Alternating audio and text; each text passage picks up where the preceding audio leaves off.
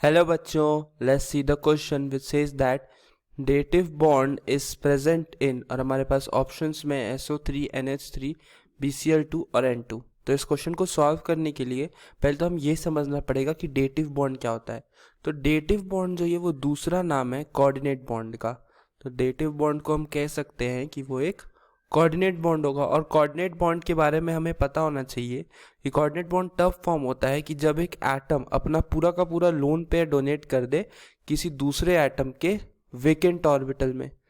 Okay, तब हमारा जो होता है डेटिव बॉन्ड फॉर्म होता है। तो हम एक एक करके चारों मॉलिक्यूल्स को देखेंगे और फिर फाइंड आउट करेंगे डेटिव बॉन्ड किसमें प्रेजेंट है। तो सल्फर के आउटर ऑर्बिटल में क्या होता है, टोटल 6 इलेक्ट्रॉन्स होते हैं। तो जैसे कि हम देख सकते हैं कि यहाँ पे 2 इलेक्ट्रॉन जो रहता है वो डबल बॉन्ड बनाता है ऑक्सीजन के पास, और फिर वो 2 लोन पेयर के फॉर्म में प्रेजेंट रहता है लाइक दिस।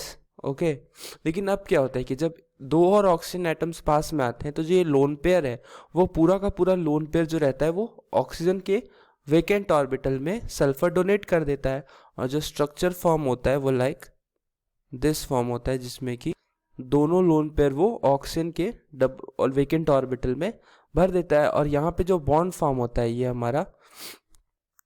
ये होता है डेटिव बॉन्ड, दैट इज इसे ही हम कोऑर्डिनेट बॉन्ड बोलते हैं।